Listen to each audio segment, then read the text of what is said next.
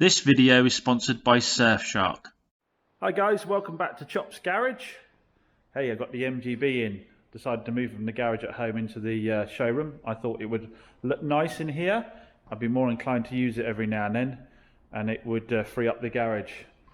Unfortunately, though, there's a problem in my showroom. The flooring is coming up like it is in the other workshop. If I leave a car sitting on the paintwork here and then go to move it after it's been sat for a day or so, it's peeling the paint off the floor. I thought this time, without putting the sealant down first, it would be better. It certainly is better than the other side, but it's still happening. I'm not sure what we've done wrong. Perhaps the hardener in the paint wasn't the right thing to do. I added the hardener to it. But I just don't see any reason why it shouldn't be keying to this surface unless I need to be putting a primer down first. So I might have to come up with another solution for that. In the long term, maybe when funds allow, have to have someone come in and resin coat it or something. But on to other things. The latest BCA buy is in. But before we go any further, I must talk to you about today's sponsor, Surfshark. Surfshark provides you with a virtual private network, a VPN. This VPN provides a secure internet connection that protects you and your data while online. As well as keeping me safe online, another feature I love about Surfshark is the fact I can access exclusive content with it by switching the IP address of the country I'm in. Let me show you what I mean. Now, I love a gangster movie, so if I go onto my Netflix account and search for Goodfellas,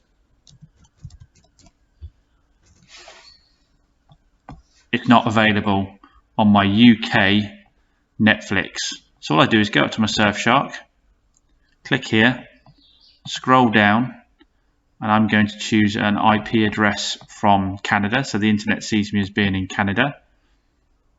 Allow that to connect, refresh, and you'll see I now have access to be able to watch both Goodfellas and Casino, which weren't available in the UK. And this can be used with a number of online streaming services where content is available in one country but not in another. So to switch back to the UK, all I do is click up here again, scroll down to UK, hit the button, I'm back as being connected on a UK IP address. Refresh the page here, you can see that Casino and Goodfellas has gone. They're unavailable to me now because, again, like I say, it's showing that I'm now back in the UK. So, like I say, as well as keeping me safe online, it allows me to access a lot of content online that otherwise wouldn't be able to. Surfshark are offering Chop's Garage subscribers a fantastic special offer of 83% off and 3 extra months free. To take advantage of this special offer, please use the link in the description down below and enter the promo code CHOPS. I'd like to take this opportunity to thank Surfshark for being a continued sponsor of Chop's Garage. But there'll be no movie watching just yet because we've got to get back to that latest BCA buy. It's the second Ibiza I bought. The 2011 1.4 Ibiza. Again, like I say, another BCA buy from the big bulk buy I did. Luckily, it's got the alloys same as the other one, so I might be able to rob one of those to put on the other while this is getting worked on. I don't know how I didn't notice. So many of you commented on the last video. I don't know how I didn't notice there was a different alloy on the front compared to the others. It's funny how you can stare at stuff lots without noticing something like that. So yes, this is, I'm not sure what spec this one is, you have to apologise for that, but obviously it's one of the better specs. It's got the alloy wheels on it, it's got the lower fog lights, everything's colour coded. So let's go through and have a little look-see at it. So first, bodywork wise, well, we've got a scrape on the rear corner of the bumpers. That's nothing major there, that's an easy one to be fixed. The alloy's got some minor marking on it, nothing major. Door's good, no dings there. We've got a little bit of scraping, it's not actually dented, but a tiny little touch-up area to do there. The wing mirror is broken, but I knew that. I hesitated to order one before it came in, just in case it's something I can fix, because I've done that before and then been able to fix it, so wasted the money, so I held off on that. That alloy's good, only minor curbing. Only a minor mark on the bumper there. So down this side of the car, we're not really going to have to get a rattle can out unless we do rattle can that bit down there. That might require, actually no, I think that'll touch in. I think that'll be an acceptable touch in down there. Sorry for the frost on it, it's absolutely brassic out here. Coming around the front, no damage to the bumper. Bonnet's got a lot of little stone chipping on the bits of it. Again, I could touch most of that in, no need to spray that on a car of this kind of value. This alloy is in good nick, but the side of the tyre is absolute toast, so I'll definitely need a tyre there. I forgot to look at the tyres on the other side. This wing mirror's got some crack paint on it, but again, that could be touched in. So paintwork wise, there doesn't seem a lot that needs doing. This alloy's in really good nick, decent tyre. We've got a scrape here. Now that might require paint because we've got quite a large area to deal with there. I think tidy it up and see how I get on. Yeah, we've got a scrape there. Might be worth painting that bumper, but again, I might touch in first and see how it looks, because you know what it's like matching reds. This tyre's really good, and this tyre's good as well. But I think I noted on the last MOT, it has got an MOT till September of this year. So I've got to basically go through, I won't necessarily re-MOT it, I'll go through and do the advisory, and I think the advisories were some brake discs and some tyres. So get the brake discs and tyres done on one little boot on a track rod end, I think, or something. So it shouldn't take too much to get that sorted. So there will be a little bit of money to be spent on it. Now the window is down because the driver's door doesn't open from the inside. That's another thing I knew. So we've got to get the door card off and see why that is. It feels to me like it's disconnected here. There's something going on here. I'm hoping that's just something manual rather than electrical. It feels something manual, just to get behind the door card and sort out what's going on with that. So it's got a long MOT, doesn't need a lot of body work, needs a wing mirror, and we need to sort out what's going on with the with the door there. But other than that, it's looking okay so far. Let's have a quick look at the interior. That mirror's trying to do its thing. So we'll ignore that buzzing away. Don't know what it's trying to do at the moment. It's a bit annoying, isn't it? It didn't do that earlier. Right, so looking at the interior, the seats, no holes in the seats, no tears, just need a really good clean. Some staining there, as you can see. It looks much worse on camera than it does in real life, but we'll get the old Bizzle spot clean on that. Same thing, these seats need a wet clean to get this out. But again, no damage to the seats, which is good. So once they're cleaned, they'll actually be mint inside. All the controls are good. Nothing's worn out in here. All the buttons are in good nick. Steering wheel's in good nick. So yeah, the interior will come up really clean. No problems with that side of things. Let's have a look under the engine bay and check the fluids and stuff before we give it a test start. We can go through features. We've got all-round electric windows. We've got electric mirrors. We've got aircon. We've got auxiliary input. What else have we got? Anything else? Oh, we've got our stereo controls there. Bluetooth. Oh, and we've got cruise control. So actually it's fully loaded, guys. Yeah. Aircon, auxiliary input, Bluetooth, cruise control, all-round electric windows, electric mirrors. It's good spec. And as we know, this is basically a VW Polo, isn't it, with a different badge on it, but you'll be paying a hell of a lot less for it and getting a lot more kit for your money.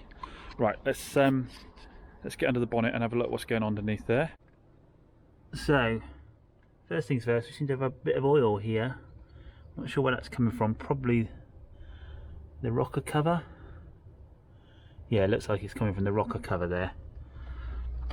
So, have to have a little look-see at that, whether there's something we're going to do about that or not, because it may well need a cam belt. If I check the history, if it does need a cam belt, then I might see if we can get a rocker cover done at the same time. I'm pretty sure it's that. It's not coming out the sensor up there, so get that checked out. Coolant level, hard to see, it's a bit dirty.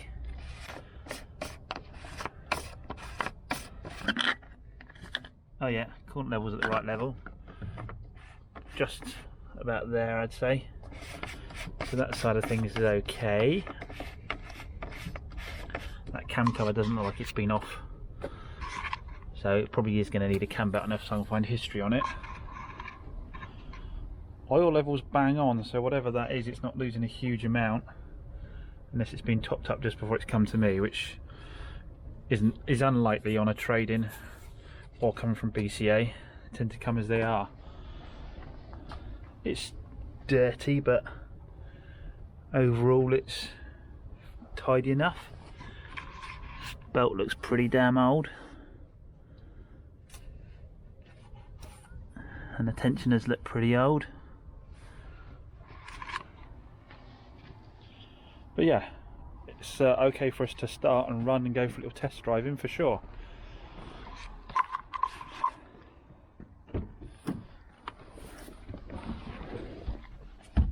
So obviously I have moved it here, so I have heard the engine, but here it is for you guys.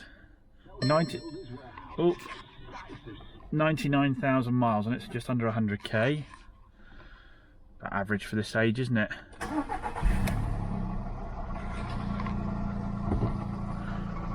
And there we have it. Starts up straight away, but grumbly down here.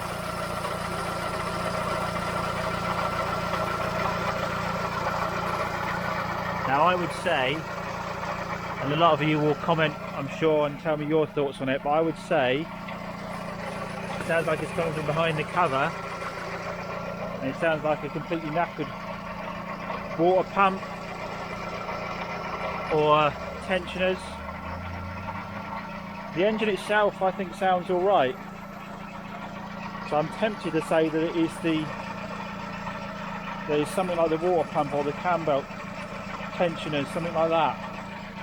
But obviously it is a little worrying that it could be something more serious, so I think the next step with this is to get it down to Moores and get his opinion on it. Either way it's probably going to need a cam belt, but I don't want to obviously spend that money if it's something on the engine itself. But because all the noise is here and it sounds rotational, I'm going to put my money on something bad being down here. Anyway, let's take a test drive and see if things like the gear, I haven't taken it for test drive to see if the gearbox and stuff is okay, so let's do that before we go any further.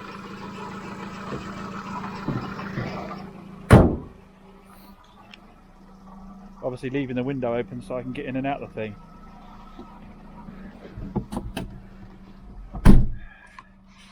So yeah, bring a comment down below. What do you think that engine noise is?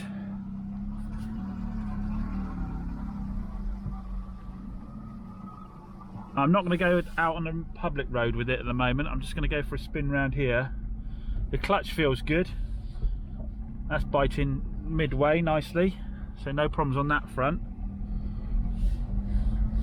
The engine itself is pulling okay, and it's not getting more vocal really, like if it was something bottom endy or something like that. I do think it is something in the tensioner sort of side of things. Steering's nice, no knocks and bangs, so we seem to be okay with suspension. Picks up okay. The engine itself feels strong, so I do think it is in the servicing items somewhere. Yeah, steering's really nice.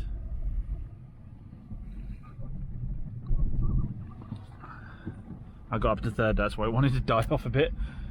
Yeah, gearbox is nice, steering's nice, clutch is nice, suspension's good. So yeah, I mean, it may well be that we can solve all the problems with the service that it was going to need anyway. Fingers crossed.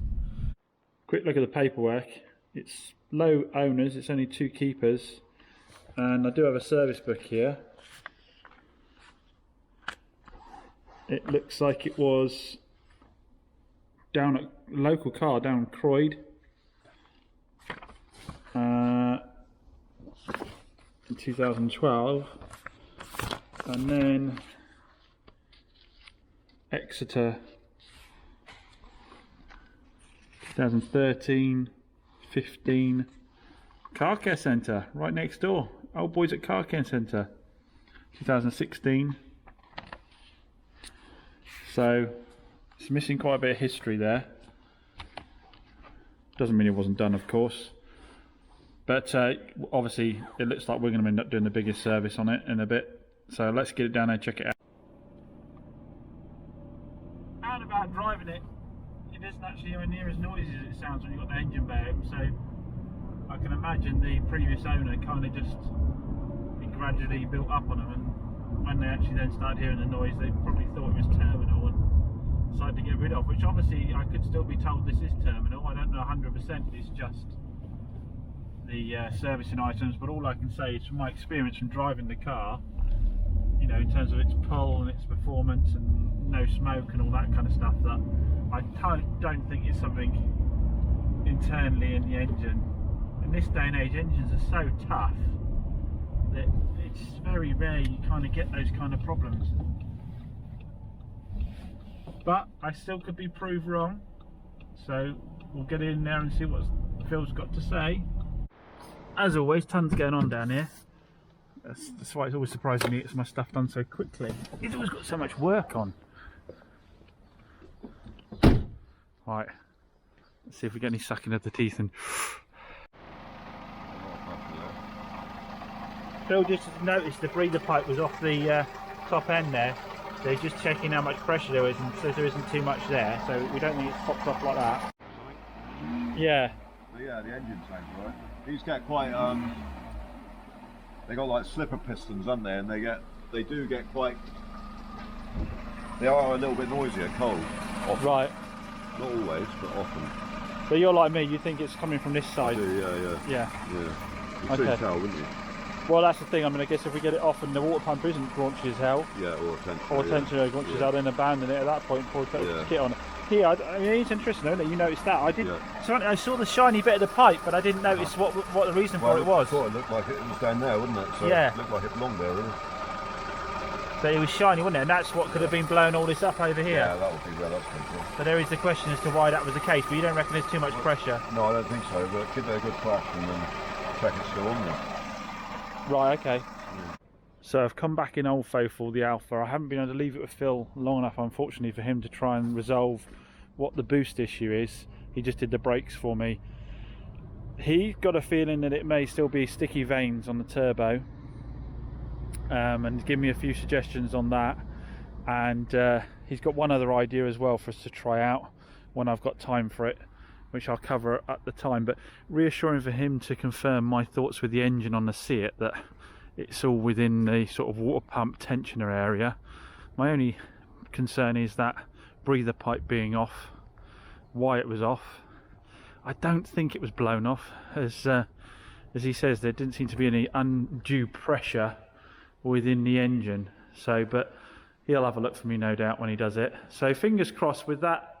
You know, we were going to do a cam belt service on it anyway, so hopefully with the cam belt service done and those other bits and bobs, it'll make a good little car with, you know, again, only a modest profit, one would think, after all the work's done. It's certainly not going to be any £1,500, £1,000 profit, but I think as you're learning from my videos now, these BCA buys, as a general rule on the older stuff, you're going to struggle to make that kind of money on them. You really do struggle to make that kind of margin on these older cars. But anyway, stay tuned. If you're not subscribed, check down below. Have you got a little red bell down below? You subscribed? If not, hit that subscribe button, and let's see what the outcome of it is. We've gone through pretty much all the cars. I think there's a couple more to go through that are arriving. We've got a Fiat 500, got the Skoda Fabia, which I haven't covered with you yet, which unfortunately that's not good news. We've got the Fiat 500 still due in. Oh, hellfire, we've actually got the Fiat 500 still due in, we've still got the Toyota Yaris due in, and we've still got the Chevy Spark due in. So actually there's still 3 more cars that we haven't seen yet. So stay tuned. Where are we at the moment? It's hard to say, isn't it, out of what we got. I don't think any of them are particularly winners, are there? Maybe apart from the Nissan Micra, which I've been driving every day while I didn't have the Alpha. And that doesn't need an awful lot, does it? But I wouldn't say there's any standout winners. I still think that Kia Ceed out here is really nice looking car. And Phil again confirmed when I was down with him that they suffer from these low clutches. So we'll just have to decide whether there's anything to do about that or not. Anyway, catch you again soon. Thanks for watching. Just a quick reminder to get that special offer from Surfshark. Use the promo code CHOPS in the link in the description down below and get 83% off and 3 months extra free. Please do support those companies supporting Chops Garage. See you again soon.